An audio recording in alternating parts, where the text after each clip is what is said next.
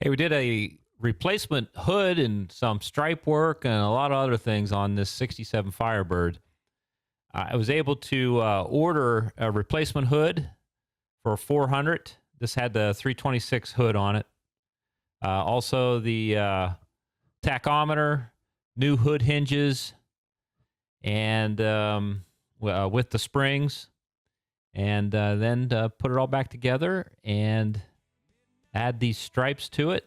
Also got the 400 emblems all right there, and it fit very, very well.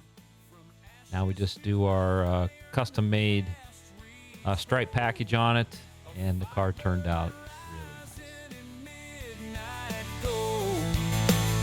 Shifting gleam in a shadowed blaze, a machine of power in a golden haze, a Firebird song for all to hear, reborn by Zabo's customs.